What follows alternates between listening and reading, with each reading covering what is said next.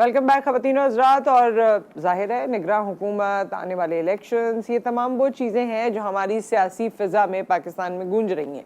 और आने वाले दिनों में क्या होगा, कहीं कहीं ये भी सुनने में आता है कि जी जो PDM है उसमें अब कुछ नाचाकियाँ शुरू हो गई हैं।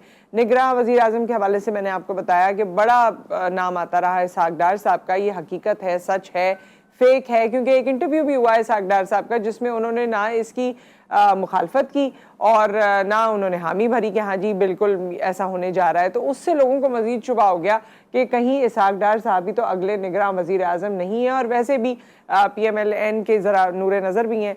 तो इस पूरी सिचुएशन पे हम बात करेंगे। हमारे साथ सलमान आबिद साहब मौजूद हैं, सीनियर एनालिस्ट हैं, आप सब जानते हैं उनको। अस्सलाम वालेकुम। वालेकुम सलाम नुसरत, कैसी हैं आप? ठीक ठाक जी मैं ठीक ठाक हूँ। सलमान साहब, आज आपने हमें कुछ खबरें देनी है सबसे और अंदर वाली खबरें देनी है। बड़ी खबर तो ये है कि जो निगरान वजीर आजम की तकरीरी होनी है जी। इसके फैसले का इख्तियार हुक्मरान इत्तेहाद से ज्यादा पिंडी वालों के पास है।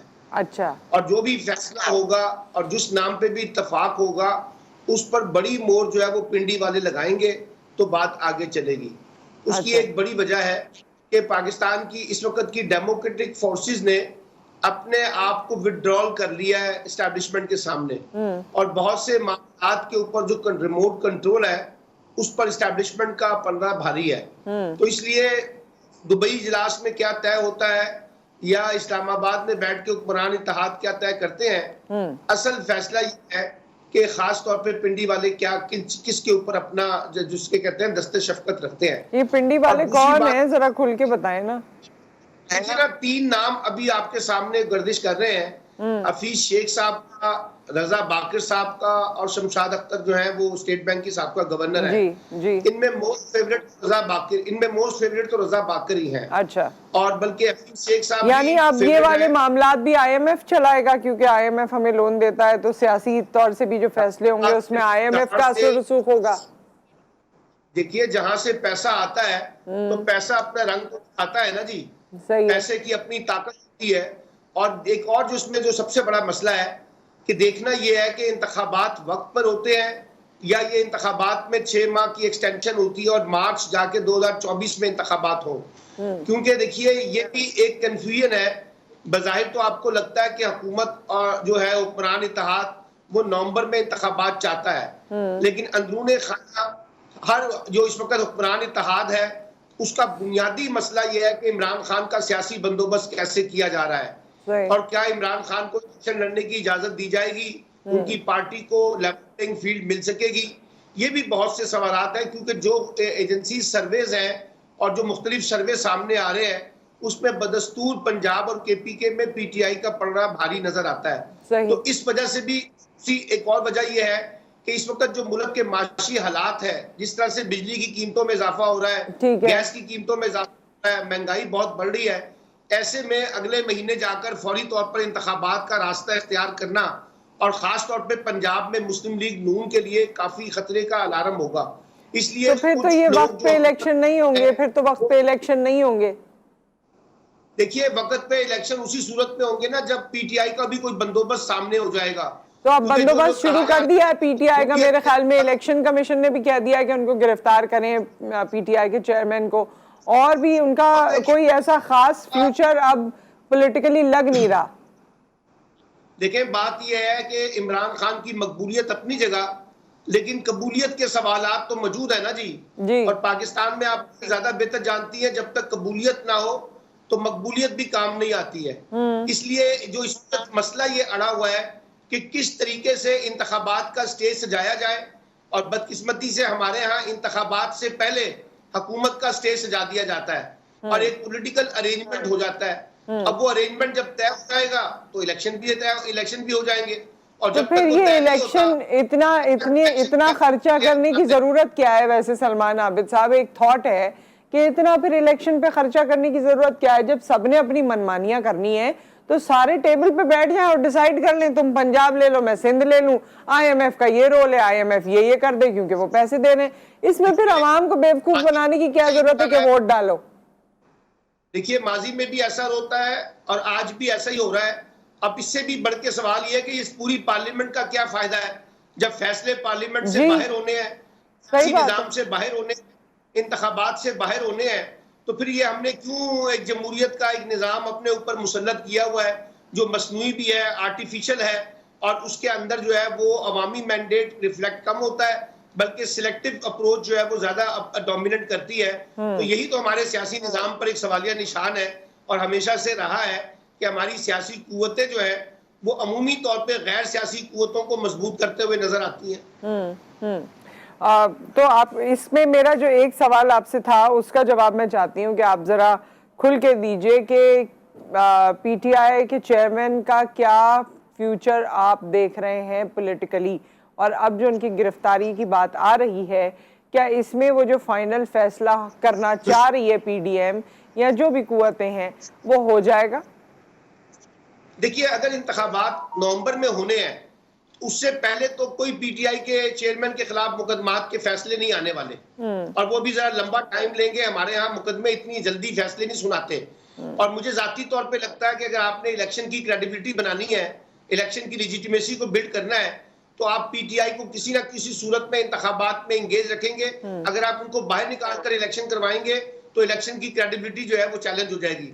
जहां तक रही पीटीआई के सरबराह की बात, उनकी नाहली, उनकी गिरफ्तारी, उनकी नजरबंदी, ये बातें जरूर इस वक्त इस्लामाबाद के हलकों में हो रही हैं, लेकिन मुझे नहीं लगता इतना आसान होगा इमरान खान को डिस्क्वालीफाई करना सियासी निजाम से, और जब उनकी पॉपुलैरिटी भी अरूज पे हो।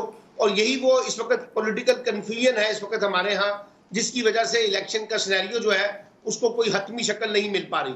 लेकिन इसमें क्योंकि जब मैं प्राइम टाइम के शोज देखती हूँ या जब भी किसी पॉलिटिशियन को गुफ्तगू फरमाते हुए सुनती हूँ, तो उसमें तो वो आइन और कानून की बालादस्ती और कॉन्स्टिट्यूशन सबसे ऊपर है, ये सब बातें करते हैं। अब कॉन्स्टिट्यूशन और आइन और ये सारी जितनी भी चीजें थी इलेक्शन के मामले में, तो ये सब खुड्डे लाइन लग गए।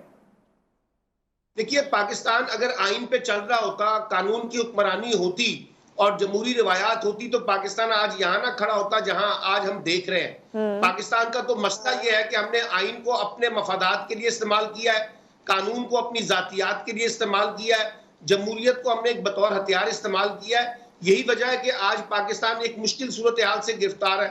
और ये जो हम आइन को, कानून की हुक्मरानी के जो नारे हैं या इनकी जो जज्बातियत है, जो इनकी गुफ्तगू है, ये किताबों में तो बहुत पढ़ते हैं, तकरीरों में तो बहुत नजर आती है, लेकिन हमारी अमली सियासत के अंदर आप देखिए ना, इसका काफी फुकदान नजर आता है, और इसके जिम्मेदार कोई एक फरीक नहीं है, सब ने इसके अंदर अपना हिस्सा डाला है कि पाकिस्तान आज आइन कानून की हुक्मरानी से बहुत दूर खड़ा है। ये जो ओवरऑल, ये बिल्कुल सही है आपकी बात, इसमें हमारी भी यही राय है। लेकिन ये इस वक्त का जो सिनारियो है और जिस तरह से आप बता रहे हैं कि जब तक पीएमएल-एन को ये नहीं लगेगा कि जी पंजाब में उनकी एक पेनिट्रेशन हो गई है, पहले की तरह की पॉपुलैरिटी हुई है, या जितनी ये सियासी इत्तेहाद है, इनको ये नहीं लगेगा कि जी अभी वायबल टाइम आ गया है, तो इसको तो शायद 1 साल लग जाए वायबल टाइम को, कि जी जब सारे सपोर्टर इनके साथ हों, या 2 साल लग जाए।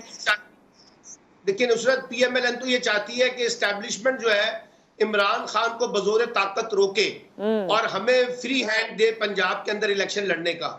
मैं नहीं समझता कि ऐसा मुमकिन हो सकेगा, क्योंकि मुस्लिम लीग नून की अपनी सियासी पोजीशन भी काफी वीक है, और ये जो नवाज शरीफ साहब की वापसी की खबरें थी वो भी अभी दम तोड़ती हुई नजर आ रही हैं। उनके अंदर भी कानूनी रुकावटें बहुत ज्यादा हैं। वो हिना परवेज भट्ट तो कह रही है शेर आ गया, उन्होंने लगाया अपने पास के शेर आ रहा है। वो जी अगर वो ना कहे तो फिर लोगों को कैसे मुतमईन रखेंगे? अब देखिए ना, बदकिस्मती ये है कि 1.25 साल से उनके भाई की हुकूमत है, और वो अपने भाई की हुकूमत के अंदर ही अगर पाकिस्तान नहीं आ सकते तो फिर बाद में निगरान हुकूमत के बाद वो कैसे आ सकेंगे?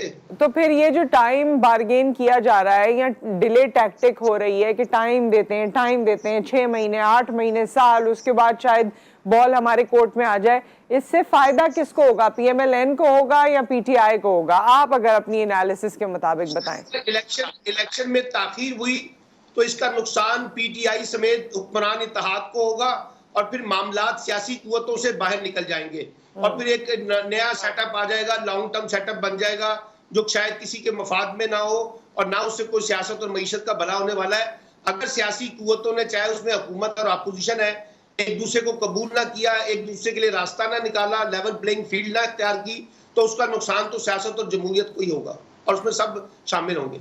तो बस ये प्लान तो फिर मौजूद है कि इलेक्शन नहीं हुए तो फिर क्या क्या करना है?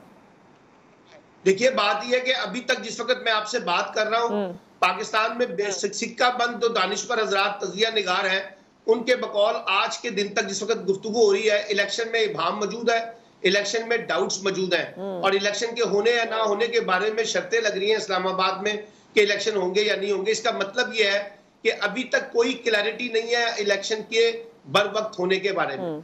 लेकिन इतनी मनमानी, मैं तो ये समझती हूँ, अगर मैं अपने ये मीडिया के करियर को देख लूँ तो सलमान साहब इतनी मनमानी तो मैंने नहीं देखी है कि सियासत में इतनी मनमानी हो रही हो। इवन मैं सिर्फ इसकी ये एट सेंटर की या फेडरल की बात नहीं कर रही हूँ, प्रोविंशियल लेवल पर भी अगर देखें, अगर हम सिंध की बात करें तो यहाँ पर भी बड़ी मनमानियाँ हो रही हैं। मेयर का इलेक्शन हुआ, बाकी चीज़ें हुई, कौन क्या कैसे हो गया, रिजल्ट्स क्या थे क्या आ गए, बहुत सारी ऐसी चीज़ें हुई जो क्लियर नहीं है, जो अभी भी हमारे जहनों में कंफ्यूजन है। तो ये तो सब अपनी मनमानी कर रहे हैं, और पाकिस्तान की सियासत में ऐसी मनमानी, मैं अगर 2006 से लेकर अब तक की बात करूं तो ये वो दौर है जहां मनमानियां उरूज पर हैं। देखिए ना, बात यह है कि जहां जिस निजाम में नवाज शरीफ खुद वजीर आजम बनना चाहते हो और अपनी बेटी को चीफ मिनिस्टर बनाना चाहते हो, मौलाना फजलुर रहमान सदर बनना चाहते हो, अपने बेटे को केपीके का चीफ मिनिस्टर बनाना चाहते हैं, जरदारी साहब खुद सदर बनना चाहते हैं, बेटे को जो है वो प्राइम मिनिस्टर बनाना चाहते हैं।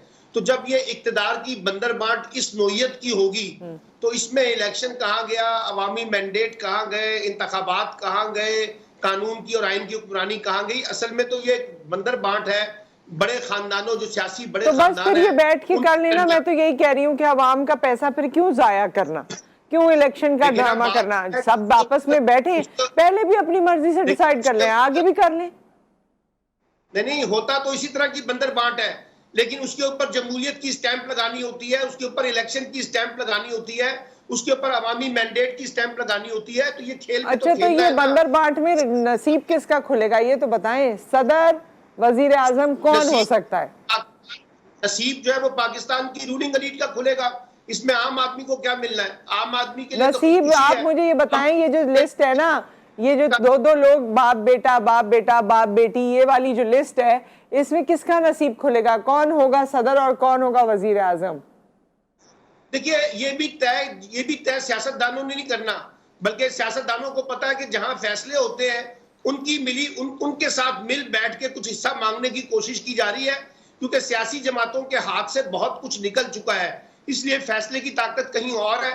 अगर उनको राजी करने में कामयाब हो जाएंगे, जैसे शहबाज शरीफ इस वक्त अपने आप को एक मुतबादल वजीर आजम के तौर पर पेश कर रहे हैं, बिलावल साहब अपने आप को एक मुतबादल वजीर आजम के तौर पर पेश कर रहे हैं, तो उसमें तो नवाज शरीफ साहब पीछे रह गए हैं, उसमें तो मरियम नवाज साहब पीछे रह गई है।